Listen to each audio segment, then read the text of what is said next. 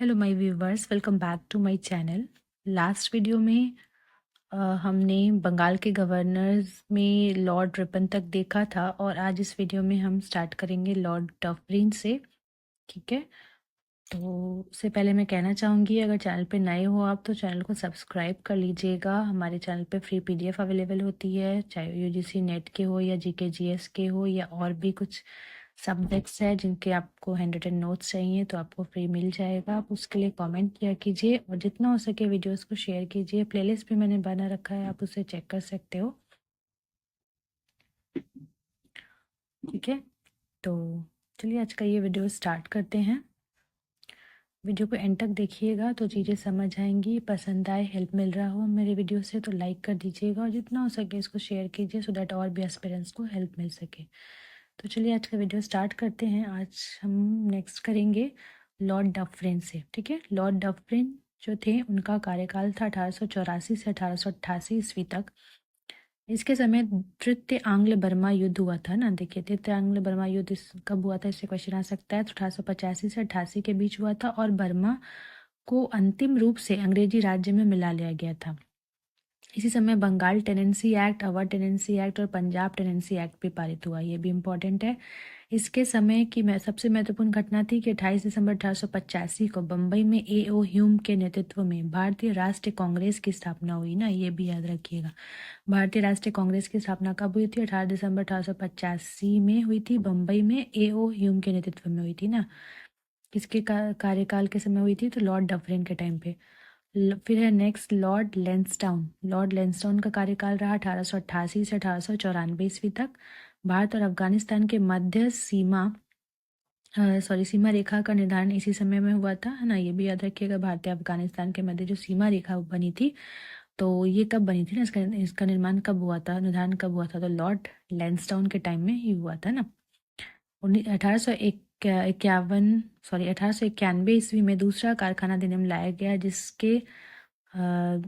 जिसमें स्त्रियों को 11 घंटे प्रतिदिन से अधिक काम करने पर प्रतिबंध लगाया गया ना। 11 घंटे से ज़्यादा स्त्रियां काम नहीं कर सकती थी और साथ ही सप्ताह में एक दिन की छुट्टी की व्यवस्था की गई। तो ये कब हुआ ये चीज़? लॉर्ड लेंसडाउन के टाइम में ना। ये भी याद रखिएगा, 1891 में। फिर है नेक्स्ट है लॉर्ड एल्गिन द्वितीय। भारत को तलवार के बल पर विजित किया गया है और तलवार के बल पर ही इसकी रक्षा की जाएगी ना। तो ये स्टेटमेंट जो है, ये कथन जो है, ये किसने कहा था? तो लॉर्ड एल्विन द्वितीय का ही ये कथन है ना। इससे भी क्वेश्चन उठ के आ सकता है, तो ये याद रखिएगा। 1895 से 98 ईस्वी के मध्य उत्तर प्रदेश, बिहार, पंजाब एवं मध्य प्रदेश में भयंकर अकाल पड़ा था। ठीक है, नेक्स्ट है लॉर्ड कर्जन। इनका कार्यकाल रहा 1899 से 1905 ईस्वी तक। 1899 में लॉर्ड कर्जन ने भारतीय टंकन और पत्र मुद्रा अधिनियम पारित कराया ना। ये भी याद रखिएगा। और अंग्रेजी स्वर्ण मुद्रा को भारत की कानूनी मुद्रा घोषित कर दिया था, है ना। शासन की कार्य क्षमता के आधार पर लॉर्ड कर्जन ने रिपन द्वारा स्थापित स्थानीय स्वशासन की प्रणाली पर आघात किया और 1899 में कलकत्ता कॉरपोरेशन अधिनियम बनाया।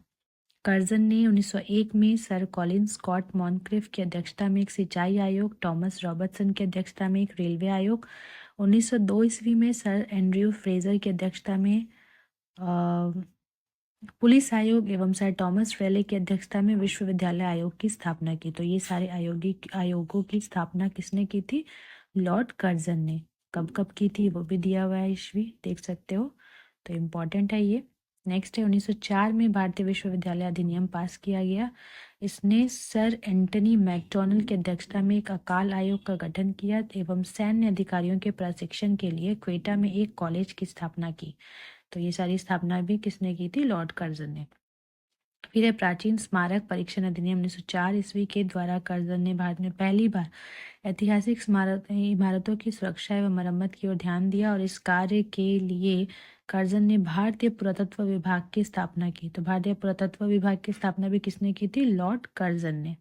ठीक है, फिर नेक्स्ट है कर्जन के समय 1904 में सहकारी उधार समिति अधिनियम बनाया गया जिसके द्वारा सहकारी समितियों की स्थापना करके किसानों को उचित ब्याज पर रुपया कर्ज देने की व्यवस्था की गई। इसने कृषि बैंक भी खुलवाए। इसने 1901 में कृषि इंस्पेक्टर जनरल की नियुक्ति की और इसके समय 1905 में पूसा में एक कृषि अनुसंधान संस्था खोली गई। कर्जन के समय ही पहली बार प्रत्येक प्रांत और केंद्र स्तर पर एक निदेशक के अधीन एक पृथक गुप्तचर विभाग की स्थापना की गई।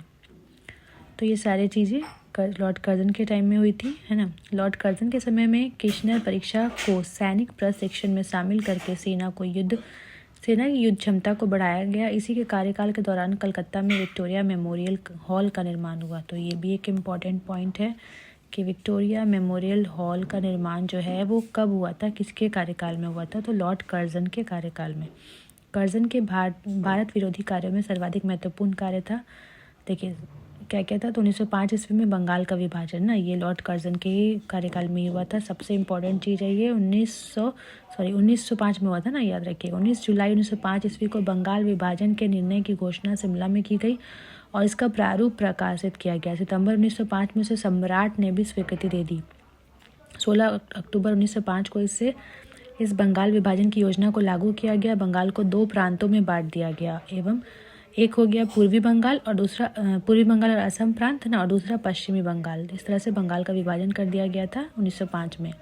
पूर्वी बंगाल का मुख्यालय ढाका में बनाया गया और पूर्वी बंगाल का जो लेफ्टिनेंट गवर्नर था वो कौन था, ब्लूमफील्ड फुलर, और पश्चिमी बंगाल का जो लेफ्टिनेंट गवर्नर था वो एंड्रयू फ्रेजर को बनाया गया। तो ये भी बहुत ज़्यादा इंपॉर्टेंट पॉइंट्स है, इसे आप नोट डाउन कर लो। नेक्स्ट पॉइंट है हमारा गवर्नर जनरल की कार्यकारिणी के सैनिक सदस्य के अधिकारों के प्रश्न पर कर्जन का प्रधान सेनापति किशनर से मतभेद हो गया, जिसमें भारत सचिव ने किशनर का पक्ष लिया और इससे असंतुष्ट होकर 1905 में लॉर्ड कर्जन ने त्यागपत्र दे दिया। नेक्स्ट है लॉर्ड मिंटो द्वितीय, जिसका कार्यकाल 1905 से 1910 तक रहा। इसके समय में आगा खां एवं सलीमुल्लाह खां के द्वारा ढाका में 1906 ईस्वी में मुस्लिम लीग की स्थापना की गई। 1907 में कांग्रेस के सूरत अधिवेशन में कांग्रेस का विभाजन हो गया। इसके शासनकाल में 1907 में आंग्ल एवं रूसी प्रतिनिधि मंडलों के बीच बैठक हुई। समाचार पत्र अधिनियम 1908 पारित हुआ। किसके कार्यकाल में, लॉर्ड मिंटो द्वितीय के ना। बाल गंगाधर तिलक की राजद्रोह के आरोप में 22 जुलाई 1908 को गिरफ्तारी एवं 6 वर्ष की सजा हुई। तो ये चीज़ भी बाल गंगाधर तिलक को सजा जो हुई थी वो भी कब हुई थी, लॉर्ड मिंटो द्वितीय के समय में, है ना। डेट देख सकते हो 22 जुलाई 1908 को। गवर्नर जनरल की काउंसिल के सदस्य के रूप में एसपी सिन्हा की नियुक्ति की गई और मुसलमानों के लिए अलग निर्वाचन व्यवस्था मार्ले मिंटो सुधार अधिनियम 1909 ईस्वी को पारित किया गया, है ना। ये भी इम्पोर्टेंट है। अगला है हमारा लॉर्ड हार्डिंग द्वितीय, 1910 से 1916 में इनका कार्यकाल रहा, है ना, 1910 से 16 तक। इसके समय में ब्रिटेन के राजा जॉर्ज पंचम भारत आए थे। कब आए थे, लॉर्ड हार्डिंग द्वितीय के समय में। 12 दिसंबर 1911 ईस्वी में दिल्ली में एक भव्य दरबार का आयोजन हुआ। यहाँ पर बंगाल विभाजन को रद्द करने की घोषणा की गई एवं भारत की राजधानी कलकत्ता से दिल्ली स्थानांतरित करने की घोषणा की गई, है ना। तो पहले भारत की राजधानी कलकत्ता को था ना, फिर तो उससे दिल्ली को करने की घोषणा की गई थी ना, कि दिल्ली भारत की राजधानी हो। 1912 में दिल्ली भारत की राजधानी बनी। तो ये भी इम्पोर्टेंट है, बहुत ज़्यादा इम्पोर्टेंट है कि भारत की राजधानी दिल्ली कब बनी ना, तो 1912 में। 23 दिसंबर 1912 को लॉर्ड हार्डिंग पर दिल्ली में बम फेंका गया और इस कांड में भाई बालुमकुंद को फांसी की सजा दी गई थी। इसी के समय 28 जुलाई 1914 को प्रथम विश्व युद्ध प्रारंभ हुआ और इसी के शासनकाल में फिरोज शाह मेहता ने बॉम्बे क्रॉनिकल एवं गणेश शंकर विद्यार्थी ने प्रताप का प्रकाशन किया। तो ये भी चीज़ कब हुआ, याद रखिएगा, लॉर्ड हार्डिंग की द्वितीय के शासनकाल में। 1916 में लॉर्ड हार्डिंग को बनारस हिंदू विश्वविद्यालय का कुलाधिपति नियुक्त किया गया। तो बनारस हिंदू विश्वविद्यालय का कुलाधिपति किसे बनाया गया था, लॉर्ड हार्डिंग को 1916 में।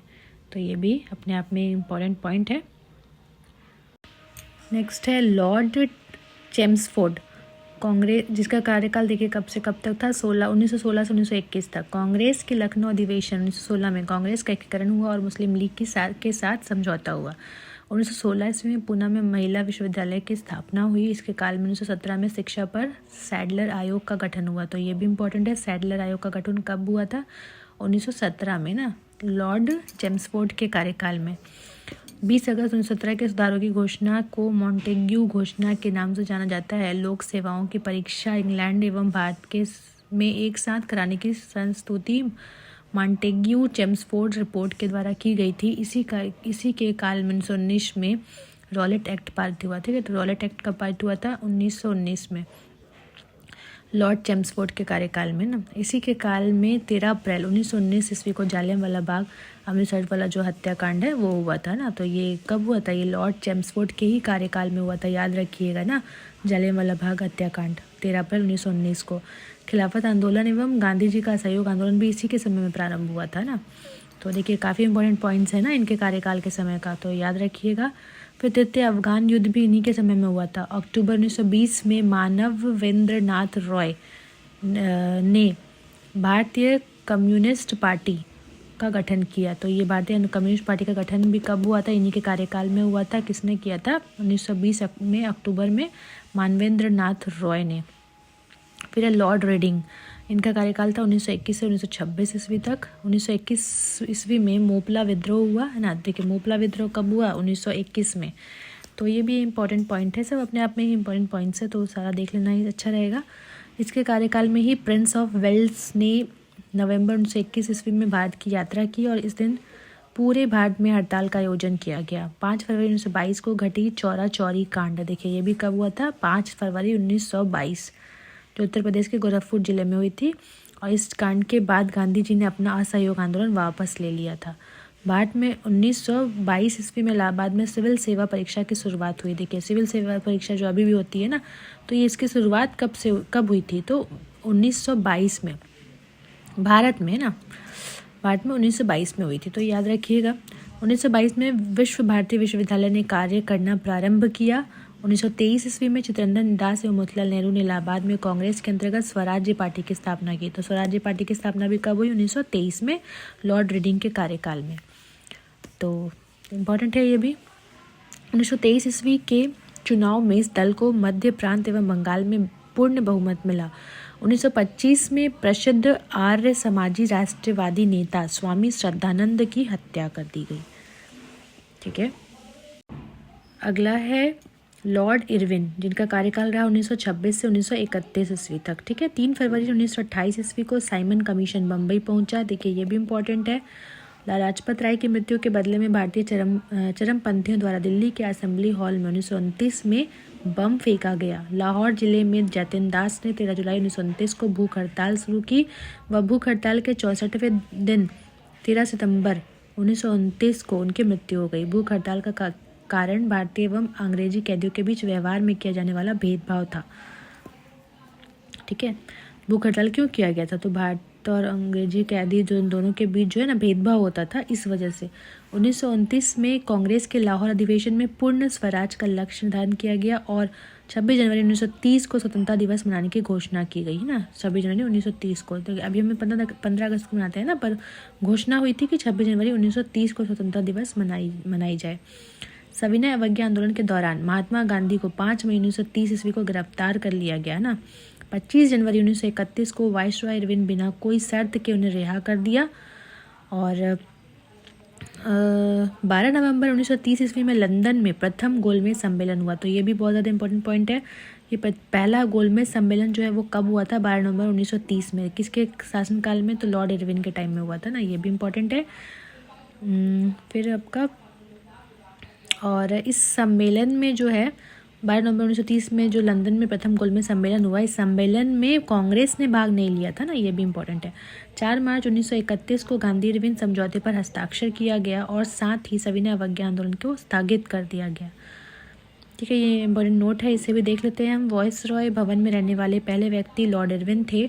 इस भवन के निर्माण में 17 वर्ष लगे थे और 1931 में इसका उद्घाटन हुआ। इस भवन का वास्तुकार सर एडविन लुटियंस और हर्बर्ट वेकर थे। ठीक है, फिर नेक्स्ट है लॉर्ड वेलिंगटन। ठीक है, इनका शासनकाल जो रहा 1931 से 1936 ईस्वी तक। इसके समय में लंदन में 7 सितंबर से 1 दिसंबर 1931 तक द्वितीय गोलमेज सम्मेलन हुआ। देखिए पहला कब हुआ, देखा हमने प्रीवियस पेज में। और द्वितीय गोलमेज सम्मेलन जो है वो कब हुआ था? 1 दिसंबर 1931 ईस्वी को हुआ था, लॉर्ड वेलिंगटन के शासनकाल में। इस सम्मेलन में कांग्रेस ने भी भाग इस सम्मेलन में कांग्रेस ने भाग लिया। देखिए, पहले वाले में भाग नहीं लिया था, है ना, इसमें कांग्रेस ने भाग लिया था। कांग्रेस का प्रतिनिधित्व गांधी जी ने किया और दूसरे गोलमेज सम्मेलन की असफलता के बाद गांधी ने 3 जनवरी 1932 ईस्वी को दोबारा सविनय अवज्ञा आंदोलन प्रारंभ किया। पहले वाले में खत्म कर दिया था और दूसरी बार फिर से प्रारंभ किया सविनय अवज्ञा आंदोलन, ना। 16 अगस्त 1932 में रैमजे मैकडोनाल्ड ने विवादास्पद सांप्रदायिक पंचायत की घोषणा की। तो ये भी कब हुई, ये भी याद रखिएगा, डेट और ईयर।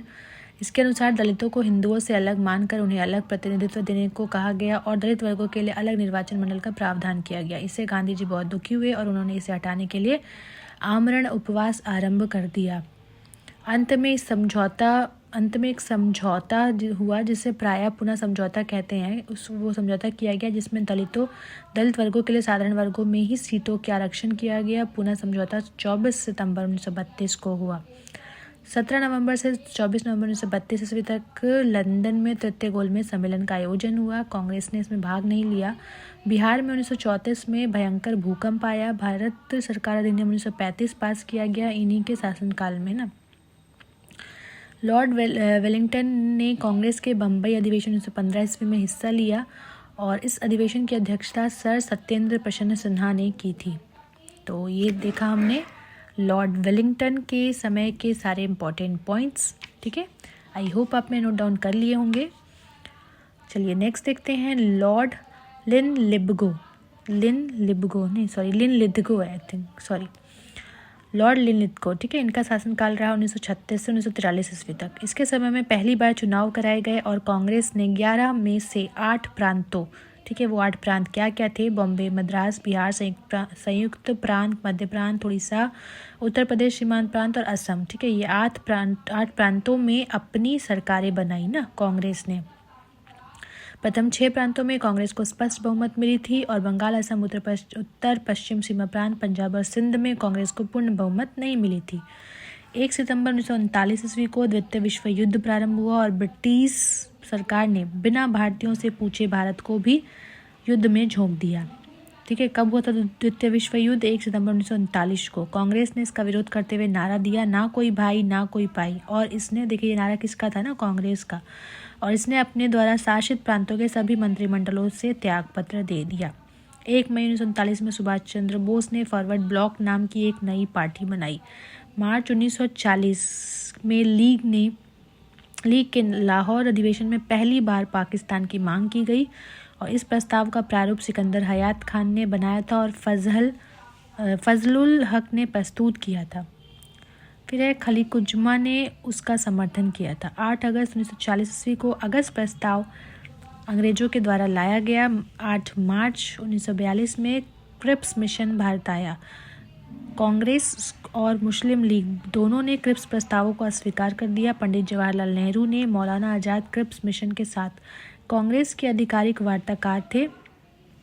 9 अगस्त 1942 को कांग्रेस ने भारत छोड़ो आंदोलन प्रारंभ किया, ठीक है। भारत छोड़ो आंदोलन जो है ये कांग्रेस ने कब प्रारंभ किया, ना, अंग्रेजों के लिए भारत छोड़ो आंदोलन कब प्रारंभ किया, तो 9 अगस्त 1942 को। भारत छोड़ो आंदोलन को अगस्त क्रांति के नाम से भी जानते हैं, है ना, याद रखिएगा, ये भी इम्पोर्टेंट है, वेरी वेरी इंपॉर्टेंट। 1943 ईस्वी में बंगाल में भयानक अकाल पड़ा। तो ये हमने देखा लॉर्ड लिथगो के टाइम के जो भी इम्पोर्टेंट पॉइंट्स थे, जो भी कार्य हुए उनके समय काल में, ना, वो सारे हमने कवर किए। अब हम नेक्स्ट देखेंगे लॉर्ड बेबिल, जिनका शासनकाल रहा 1944 से 1947 ईस्वी तक। वायसराय वेवल ने 25 जून 1945 ईस्वी को शिमला में एक सम्मेलन बुलाया। इस सम्मेलन में कांग्रेस प्रतिनिधिमंडल का नेतृत्व अबुल कलाम आज़ाद ने किया। गांधी जी ने सम्मेलन में भाग नहीं लिया, यद्यपि वे शिमला में उपस्थित रहे। सम्मेलन के दौरान मुस्लिम लीग द्वारा यह शर्त रखी गई कि वायसरॉय की कार्यकारिणी परिषद में नियुक्त होने वाले सभी मुस्लिम सदस्यों का चयन वह स्वयं करेगी। मुस्लिम लीग का यह अड़ियल रुख 14 जुलाई तक बना रहा। अतः वेवेल 14 जुलाई 1945 को सम्मेलन की विफलता की घोषणा की। 1945 में बनी क्लेमेंट एटली की अध्यक्षता वाली लेबर पार्टी की सरकार द्वारा की गई प्रथम कार्यवाही के अंतर्गत भारत में आम चुनाव करवाना था। तो ये जो इम्पोर्टेंट थे मैंने किया इसमें कवर, और जो इम्पोर्टेंट नहीं है मैं उस पैराग्राफ को स्किप कर रही हूँ। नेक्स्ट देखते हैं हम हाँ, ये पॉइंट देख लेते हैं। कैबिनेट मिशन 1946 में भारत आया है ना। कैबिनेट मिशन कब आया भारत? 1946 में। इस मिशन के सदस्य कौन कौन थे कैबिनेट मिशन के? तो स्टैफोर्ड किप्स, पैथिक लॉरेंस और AB अलेक्जेंडर ना। तो ये इंपॉर्टेंट है, याद रखिएगा। 20 फरवरी 1947 में प्रधानमंत्री लॉर्ड क्लेमेंट एटली ने हाउस ऑफ कॉमन्स में यह घोषणा की कि जून 1948 ईस्वी तक प्रभुसत्ता भारतीयों के हाथ में दे देंगे। नेक्स्ट है लॉर्ड माउंटबेटन, ठीक है, जिनका शासनकाल रहा मार्च 1947 से जून 1948 ईस्वी तक। सत्ता हस्तांतरण के लिए 24 मार्च 1947 ईस्वी को भारत का गवर्नर जनरल लॉर्ड माउंटबेटन को बनाया गया। 3 जून 1947 को माउंटबेटन योजना घोषित की गई, इसमें भारत विभाजन शामिल था। 4 जुलाई 1947 को ब्रिटिश संसद में एटली द्वारा भारतीय स्वतंत्रता विधेयक प्रस्तुत किया गया, जिसे 18 जुलाई को स्वीकृति मिली और विधेयक के अनुसार भारत और पाकिस्तान 2 स्वतंत्र राष्ट्रों की घोषणा की गई है ना। देखिए, भारत पाकिस्तान दोनों को स्वतंत्र राष्ट्र कब घोषित किया गया? तो 18 जुलाई को स्वीकृति मिली थी, 4 जुलाई 1947 को ये प्रस्तुत किया गया था ना। तो बेसिकली 18 जुलाई को ही मानेंगे। और फिर 15 अगस्त 1947 को भारत पूर्ण रूप से स्वतंत्र हुआ था ना, जिसे हम आज भी स्वतंत्रता दिवस के रूप में मनाते हैं ना, 15 अगस्त 1947। स्वतंत्र भारत का प्रथम गवर्नर जनरल कौन था? लॉर्ड माउंटबेटन, याद रखिएगा। स्वतंत्र भारत का ना प्रथम गवर्नर जनरल लॉर्ड माउंटबेटन थे। स्वतंत्र भारत के प्रथम एवं अंतिम भारतीय गवर्नर जनरल चक्रवर्ती राजगोपालाचारी हुए, ठीक है।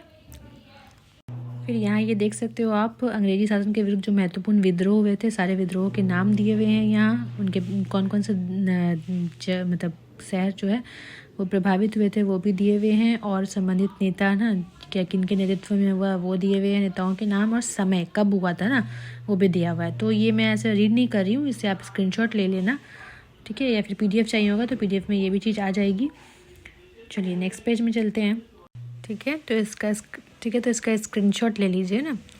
चलिए नेक्स्ट देखते हैं। तिलका मांझी ने भागलपुर के प्रथम कलेक्टर अगस्टस क्लेबलैंड को 1784 ईस्वी में तीर एवं धनुष से जख्मी कर दिया था, जिससे उसकी मृत्यु हो गई। इसी कारण से गिरफ्तार कर 1750 में भागलपुर के बीच चौराहे पर बरगद के पेड़ लटकाकर फांसी दे गई थी ना तिलका मांझी को।